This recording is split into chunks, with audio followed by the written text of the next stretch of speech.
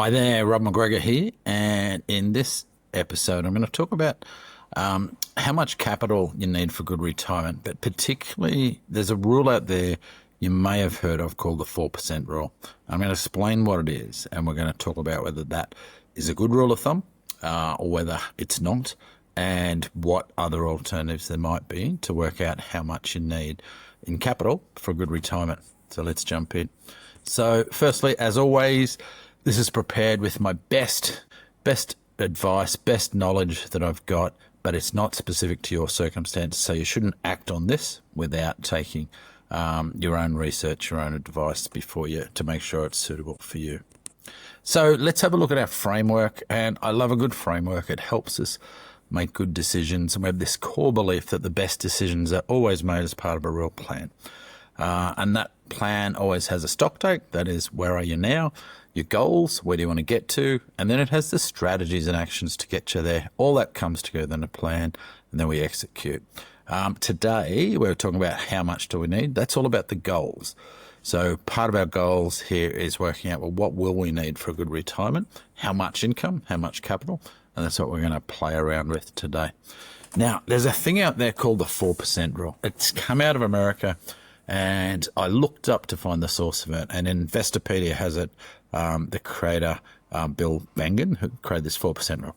So what is it? As Investopedia puts it, the 4% rule is a retirement withdrawal guideline suggesting retirees withdraw 4% of their retirement account in the first year and adjust that amount for inflation annually. This strategy aims to sustain funds for approximately 30 years, relying on investment returns to provide a steady income stream from interest and dividends.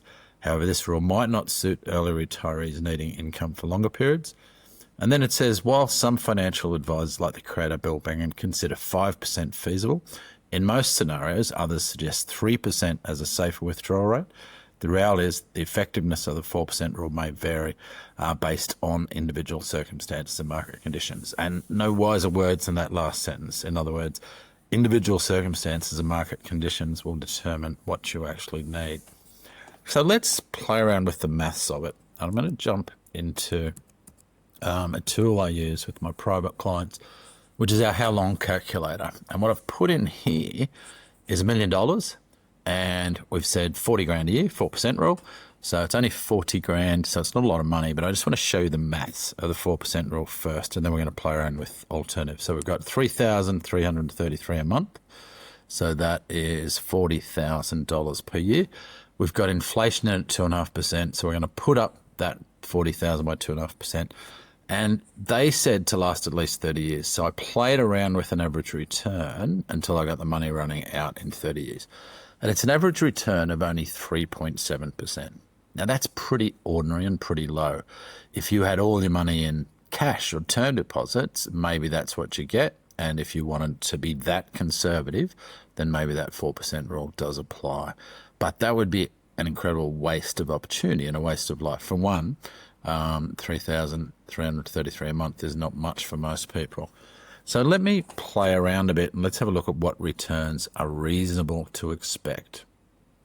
So let's go back and look at my favorite chart, the Index chart. So it's a chart produced by my friends at Index Australia, and they have been putting this chart out for years. We use it with all our clients in all our courses, in every pretty much training that you'll ever see from us, because it helps people understand the potential returns of the market, but also the volatility. So everything here, all these lines are the growth of $100 Australian invested back in 1950 and with income reinvested, what it would have turned out to. So $100 in the bottom one is inflation.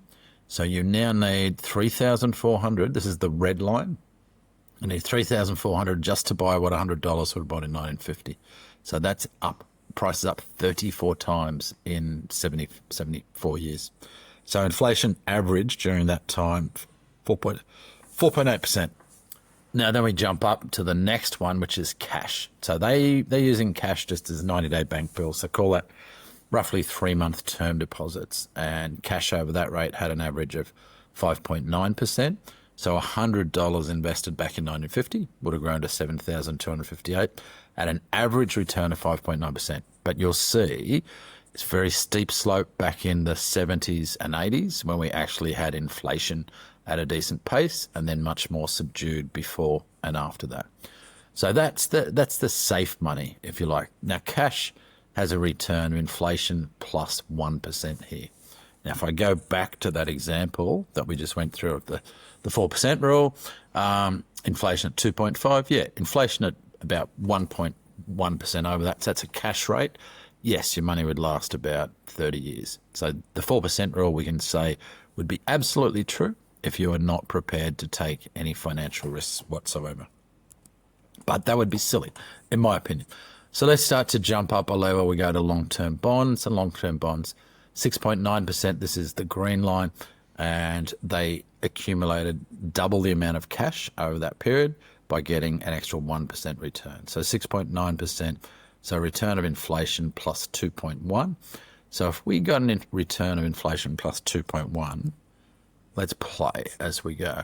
So inflation plus, let's just call it 2. So we now make that 4.5% if you just invest in long-term bonds. Not suggesting you would do that.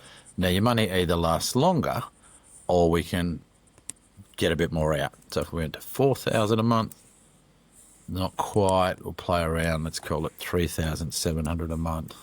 Yeah, we're about 30 years. So instead of 4%, we're now up to about 4.5%, but we're still being super conservative. So we could pull more off if we're into bonds. So let's now have a look at a balanced portfolio. Now, this balanced portfolio is about 65% shares, 35% defensive, or call it bonds and fixed income. And over that 75-year period, it averaged 10%.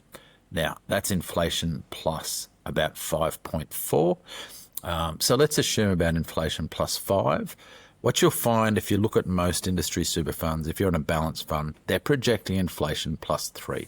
Now, they're doing that for a few reasons. One, they're really conservative. They don't want to be sued, so they're going to take it easy. Two, lots of them stuff it up. So, yeah, they may not necessarily get the averages. Now, on this index chart, we're talking about the index. So we're talking about if you just invest in index fund effectively and left the money there. So not trying to beat the return, just trying to get exactly what the market got. But once you get a balanced return of, let's say, inflation plus 5, and let's say we set inflation plus 4 to allow for some reasonable fees. So the cost of good investing, maybe you spend 1% on the cost of your super fund, and industry super funds typically have a cost of that. So if we go inflation plus 4, we're now at 6.5%. Assumed return with 2.5. And you can see if you only pulled out, I'll go back to the original 4% rule, so 3,333 a month or 40,000, you'd now be preserving your capital. So that might be something you want to do because you want to leave a legacy, but it might be something you don't want to do. You might be quite happy to spend your money down in 20 or 30 years, depending on your age and other assets, particularly at home.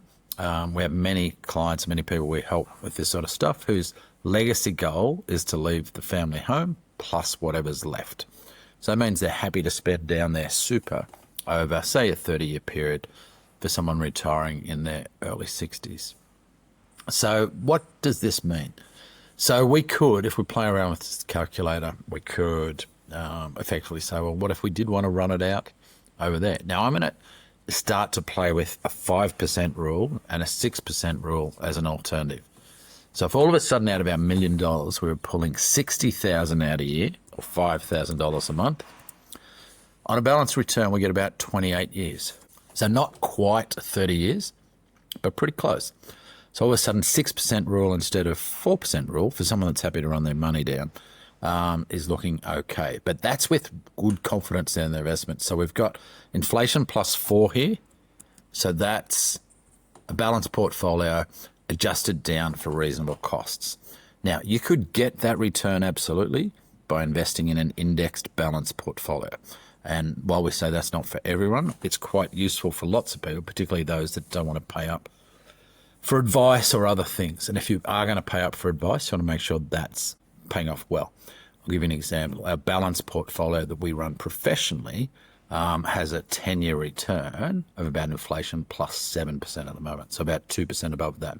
And the average balance fund over the last 10 years is a return of about 5% compared to about 8% in ours. So the difference is huge, but you could get an index fund would have given you about 7% over that 10 years as well. So for most people, that's going to be better than what they're going to get in most places. But once again, do the work.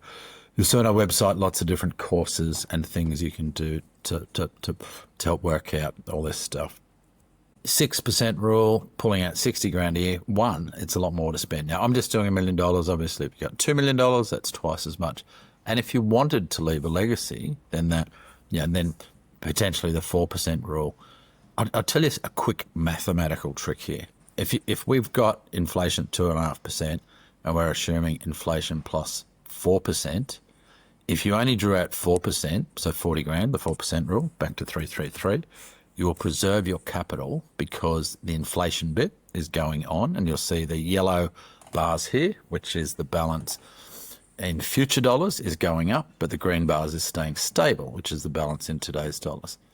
So that's that. But let's go back to pulling out 6% in this case, running it down. And let's now have a look at high growth right at the top. And it's very rare that you'd stay as high growth in retirement. There's a lot of volatility. You'll see the difference between the dark blue line here and the light blue line is the size of the dips and the size of the increases.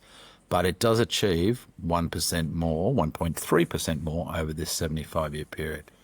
So it's achieved inflation plus 6.5%. So if we dumb that back down and we said inflation plus 5% for, say, a growth portfolio, which would be reasonable in retirement, and this is what we assume for lots of our clients where we've done the risk profiling, we've taught them about markets, etc. So inflation plus 5, that would be for a portfolio that was growth, somewhere between the light blue line and the dark blue line there. And I'll show you another way to look at that in a minute. But we're going to be comfortable that's going to get a return of inflation plus 5% after fees for an index type approach. And all of a sudden that's pushed out our number to 34 years. So we could even potentially, if I go 5,500 a month, that gets it back to that 28. So that's 6.5% where we're throwing out there. Now, these are rules of thumbs. We actually recommend, and if you keep an eye out for coming podcasts, I'm going to do some case studies where we look at all the different factors that actually affect what you need. And we offer a short course. You'll find it on the website when the next one's coming up.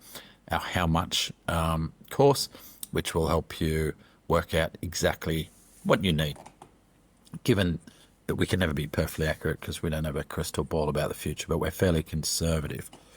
So let me just go back to these charts here. Now, this is an Australian chart. You might say, what about the rest of the world? So here's a chart from my friends at the Big Picture. And this one actually goes back to 1925. So it's 100 years just about, not quite. Next year's chart will be 100. So what does it show? Similar inflation, a bit lower, 2.9%. That's because there's less of the 70s and 80s. But inflation, that's the long-term average, call that 3%. So T-bills, that's effectively cash. It's about 1% above inflation, which is pretty much the same as Australia and pretty much what we would assume.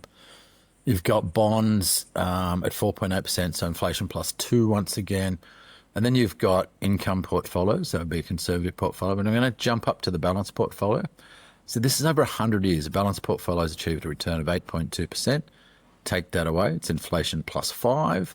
If we top off some reasonable fees, inflation plus 4. Perfectly consistent with what I just talked about in the Australian market. Growth portfolio 9.1, inflation plus 6. Once again, take off 1%, inflation plus 5. So for lots of our clients, and you'll see this is an extract from our calculator that we use in our How Much workshop. And you get this calculator when you do the workshop, either when you buy a recording of the workshop off our website or if you do the live course. I would encourage you to do the live course, but feel free to buy the recording. That gets you the calculator where you can work out your own amount. So what have we done here? We've worked it backwards a little bit because we don't, this calculator says, okay, based on your risk profile, you've just heard me talk about growth and balance, return assumptions. So we use inflation plus 5 for growth, balance plus 4.5%. We qualify that massively because if you're not in a great investment, you may not get that return. And if you're in a better investment, you might get more than that. So That's effectively for index-like returns.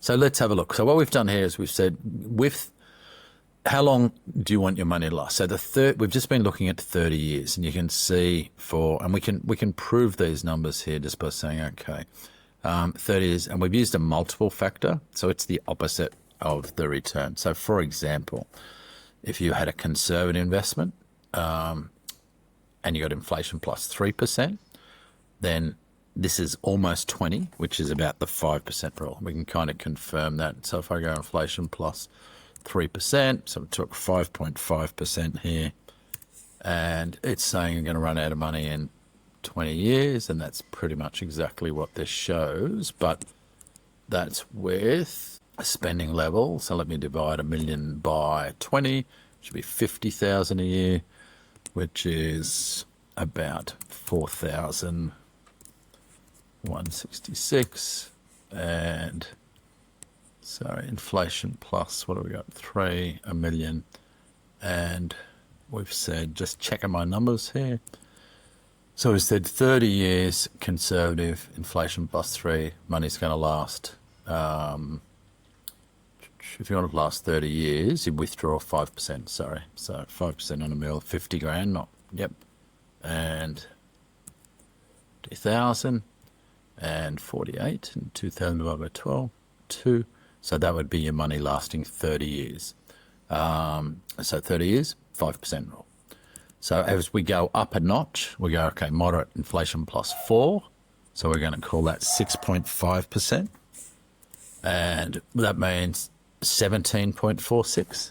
If I grab my trusty calculator, divide that into 100, and hopefully you can follow this maths. I'll do a few examples of this, but 100 divided by 17.46. So 5.7% in this case.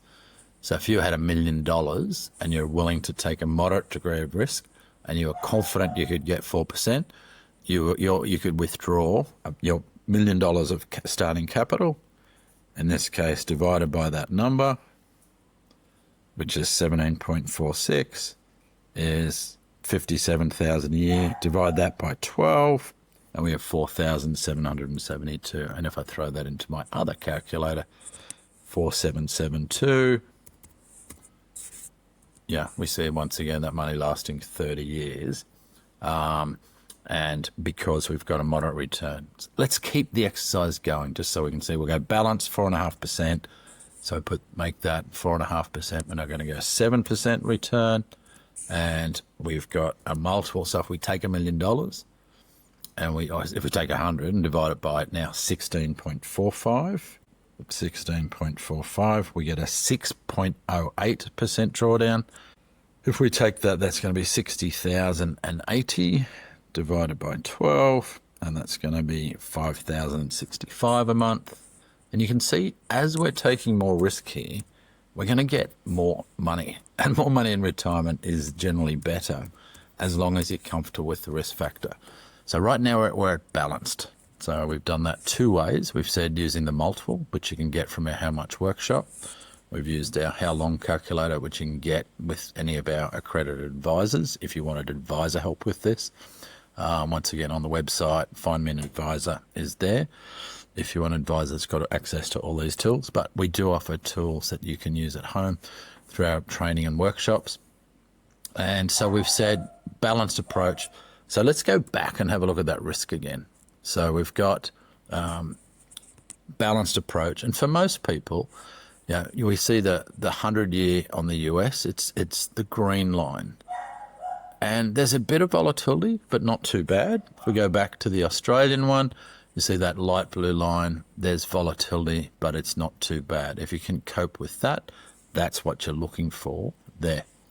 Now, we'll finish the exercise with growth, which is 15.52. So once again, if we take $1 million and we divide it by 15.52, we can now take 64,432. We divide that by 12. We're now talking 5,369 a month. So we go back to our calculator, and we're now taking 5,369. So as we take more risk, we either get more money.